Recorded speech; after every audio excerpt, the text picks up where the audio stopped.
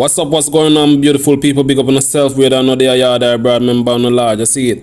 Now, remember to like the video, remember to share, comment, and subscribe to the channel for support and growth. With all of that said and all of that done, I go jump into the intro, then I go come back with what I feel in.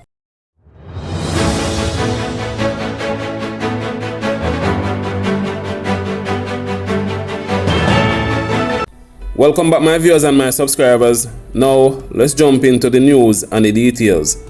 A total of 15 schools are set to receive closed-circuit television CCTV cameras for the upcoming academic school year. That's according to Education Minister Favour Williams. We have done an assessment of all the schools, and it will cost us $1.5 billion to ensure that our schools have a minimum of 16 working cameras at their school. Obviously, we have to take this through the process, but in the meantime, I know for this school year, 15 schools are slated to get surveillance cameras. We've done the survey as well of existing schools that have cameras to see whether they are working or not, and we've identified those schools, with their cameras, how many are working, how many are not working, so we'll move to fix those. The procurement is happening right now.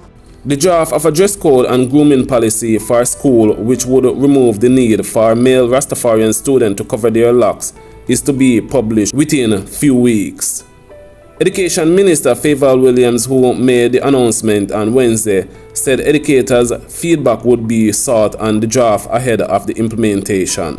Their views will also be sought on proposed change to how devotion are conducted in school and on the draft of a national school nutrition policy.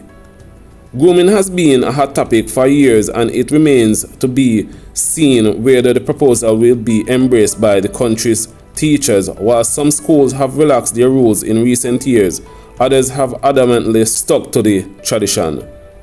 The Independent Commissioner of Investigation, Indicom, is probing the shooting of a motorist by a policeman during a dispute along Brunswick Avenue in Spanish Town, St. Catherine.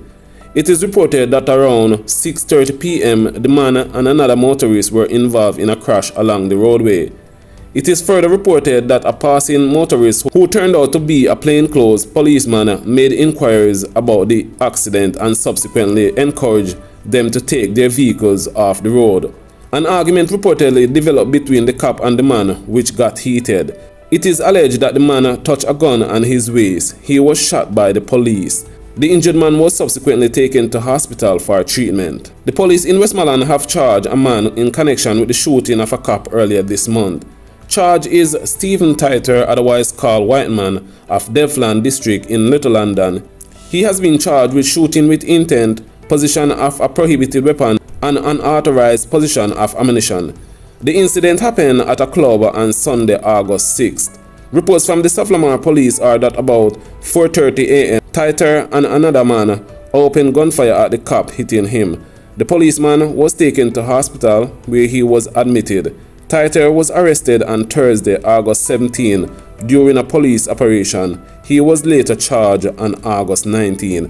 A third individual from Clarendon has been reported missing from what is emerging as an ill-fated fishing expedition trip. 39-year-old Ricardo Reed, a fisherman of Rocky Point, Clarendon, has been missing since Monday, August 14. He is of dark complexion, slim build, about 5 feet 9 inches tall. Reports from the Lionel Town police are that Reed was last seen at the Rocky Point beach about 5 p.m. He was wearing a black pullover.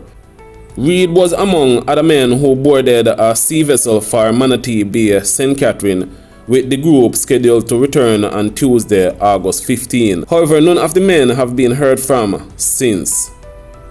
The two other men, Hilroy Reed and Denroy Morgan, were previously reported missing. Anyone knowing the whereabouts of Ricardo Reed, Hilroy Reed, and Denroy Morgan is being asked to contact the Lionel Town Police Station at 876-986-3233. An elderly man was gunned down in Yorktown, Clarendon on Wednesday. The deceased has been identified as 79-year-old Parnell Scott of York Circle in the southwestern section of the parish.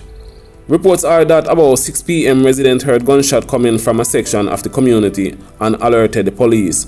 On their arrival, Scott's body was seen lying on the ground in a pool of blood.